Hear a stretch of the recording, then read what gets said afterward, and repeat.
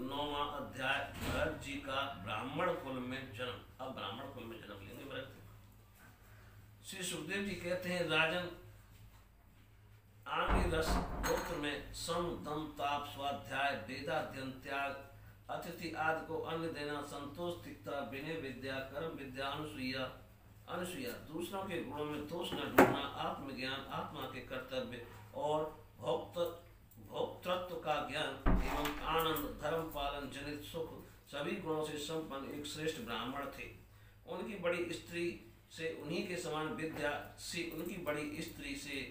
समान विद्याशील आचार रूप और उदारता आज गुणों वाले 9 पुत्र हुए तथा छोटी पत्नी से एक ही साथ एक पुत्र और एक कन्या का जन्म हुआ। इन दोनों में से जो पुरुष था वह परम भागवत राज शिरोमणि भरत ही थे। वे मृग शरीर का परित्याग करके अंतिम जन्म में ब्राह्मण हुए थे, ऐसा महापुरुषों का कथन है। इस जन्म में भी भगवान की कृपा से अपनी पूर्व जन्म परंपरा का स्मरण रहने के कारण वे इस आशंका से कि कहीं फिर कोई विघ्न उपस्थित न हो जाए अपने स्वजनों के संग से भी बहुत डरते थे और हर समय जिनका श्रवण स्मरण और गुण कीर्तन सब प्रकार के कर्मबंधन को काट देता है, श्री भगवान के उन युगल चरण कमलों को ही हृदय में धारण किए रहते तथा दूसरों की दृष्टि में अपने को पागल मूर्ख अंधे और बहरे के समान दिखाते।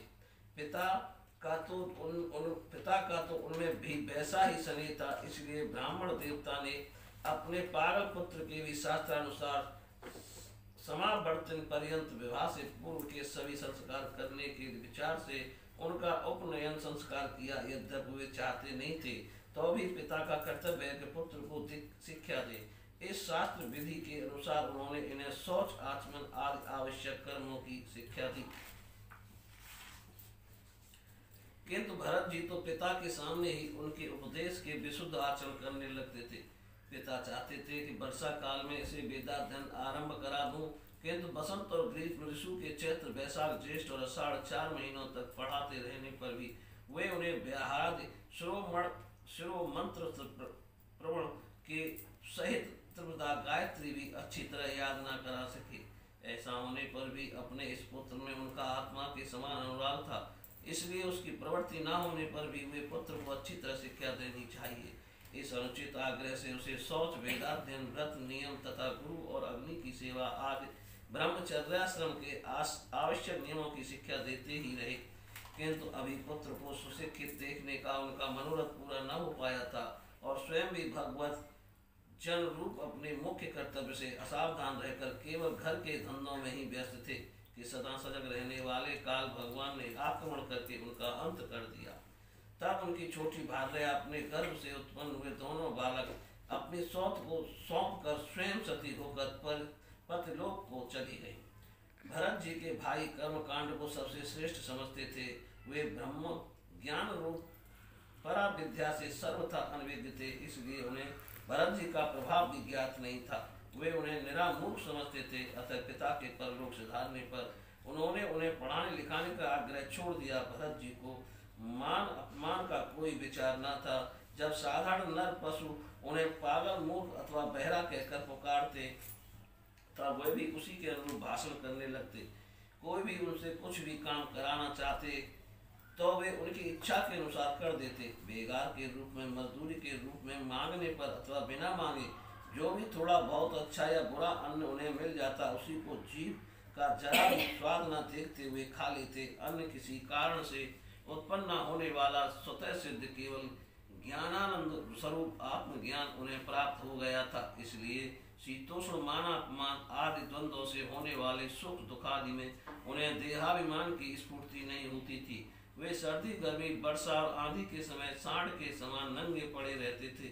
उनके सभी अंग हष्ट पुष्ट एवं गठे हुए थे। वे पृथ्वी पर ही पड़े रहते थे, कभी तेल उबटन आग नहीं लगाते थे और ना कभी स्नान ही करते थे। इससे उनके शरीर पर मैल जम गई थी। उनका ब्रह्म तेज धूल से ढके हुए मूल्यवान मणि के समान छिप गया था। वे अपनी कमर में एक मैला कुचेला कपड़ा लपेटे रहते थे। उनका यज्ञोपवीत भी बहुत ही मैला हो गया था, इसलिए अज्ञानी जनता को यह कोई ध्वज है, कोई अधम ब्राह्मण है ऐसा कहकर उनका तिरस्कार कर दिया करती थी। किंतु वे इसका कोई विचार न करके स्वच्छंद विचरते थे। दूसरों की मजदूरी करके पेट पालते देख जब उन्हें उनके भाइयों ने खेत की क्यारियां ठीक करने में लगा दिया, तब वे उस कार्य को भी करने लगे, परंतु उन्हें इस बात का कुछ भी ध्यान न था कि उन क्यारियों की भूमि समतल है या ऊंची नीची, अथवा वे छोटी है या बड़ी। उनके भाई उन्हें चावल की कनी, खली, भूसी, भुने हुए उड़द अथवा बर्तनों में लगी हुई जले अन्न की खुरचन जो कुछ भी दे देते, उसी को वे अमृत के समान खा लेते थे। किसी समय डाकुओं के सरदार ने, जिसके सामंत शूद्र जाति के थे, पुत्र की कामना से भद्रकाली को मनुष्य की बलि देने का संकल्प किया। उसने जो पुरुष बलि देने के लिए पकड़ मंगाया था, वह देव बस उसके फंदे से निकलकर भाग गया। उसे ढूंढने के लिए उसके सेवक चारों ओर दौड़े, किंतु अंधेरी रात में आधी रात के समय कहीं उसका पता न लगा। इसी समय देवयुग से अकस्मात उनकी दृष्टि इन अंगिरस गोत्रीय ब्राह्मण कुमार पर पड़ी, जो वीरासन से बैठे हुए मृग बराही जीवों से खेतों की रखवाली कर रहे थे। उन्होंने देखा कि यह पशु तो बड़े अच्छे लक्षणों वाला है, इससे हमारे स्वामी का कार्य अवश्य सिद्ध हो जाएगा। यह सोचकर उनका मुख आनंद से खिल उठा और वे उन्हें रस्सियों से बांधकर चंडिका के मंदिर में ले आए। तदंतर उन चोरों ने अपनी पद्धति के अनुसार विधि पूर्वक उनको अभिषेक स्नान कराकर पूरे वस्त्र पहनाए तथा नाना प्रकार के आभूषण, चंदन, माला और तिलक आदि से विभूषित कर अच्छी तरह भोजन कराया। फिर धूप, दीप, माला, खील, पत्ते, अंकुर और फल और उपहार सामग्री के सहित बलिदान की विधि से गान, स्तुति और मृदंग एवं ढोल आदि का महान शब्द करते उस पशु को भद्रकाली के सामने नीचा सिर करा के बैठा दिया। इसके पश्चात 10 युवराज के पुरोहित बने हुए लिटोरों ने उस नर पशु के रुधिर से देवी को तृप्त करने के लिए देवी मंत्रों से अभिमंत्रित एक तीक्ष्ण खड्ग उठाया। चोर स्वभाव से तो रजोगुणी तमोगुणी थे, धन के मत से उनका चित्त और भी उन्मत्त हो गया था। हिंसा में भी उनकी स्वाभाविक रुचि थी। इस समय तो वे भगवान के अंश स्वरूप ब्राह्मण कुल का तिरस्कार करके स्वच्छंदता से कुमार की ओर बढ़ रहे थे।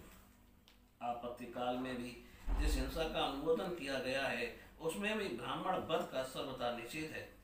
तो भी वे साक्षात ब्रह्म भाव को प्राप्त हुए बैरहीन तथा समस्त प्राणियों के सुहृदय एक ब्रह्मर्षि कुमार की बलि देना चाहते थे। यह भयंकर पुकार देखकर देवी भद्रकाली के शरीर में अति दुस्सह तेज से दाह होने लगा और वे एकाएक मूर्ति को फोड़कर प्रकट हो गई। अत्यंत असहनशीलता और क्रोध के कारण उनकी भौहें चढ़ी हुई थीं तथा कराल दाढ़ों और चढ़ी हुई लाल आंखों के कारण उनका चेहरा बड़ा भयानक जान पड़ता था। उनके उस विकराल भेष को देखकर ऐसा जान पड़ता था मानो वे इस संसार का संहार कर डालेंगी। उन्होंने क्रोध से तड़क कर बड़ा भीषण अट्टहास किया और उछलकर उस अभिमंत्रित खड्ग से ही उन सारे पापियों के सिर उड़ा दिए और अपने गणों के सहित उनके गले से बहता हुआ गरम गरम रुधिर रूप आशा पीकर अति उन्मत्त हो ऊंचे स्वर से गाती और नाचती हुई उन सिरों को ही गेंद बनाकर खेलने लगी। सच है, महापुरुषों के प्रति किया हुआ अत्याचार रूप अपराध इसी प्रकार जो करते हो अपने ही ऊपर पड़ता है। परीक्षित, जिनकी देहाभिमान रूप सुदृढ़, हृदय ग्रंथि निर्भय, चरण कमलों का आश्रय ले रखा है, उन भगवत भक्त परमहंसों के लिए अपना सिर कटने का अवसर आने पर भी किसी प्रकार व्याकुल न होना, यह कोई बड़े आश्चर्य की बात नहीं है। बोलिए श्री कृष्ण भगवान की जय।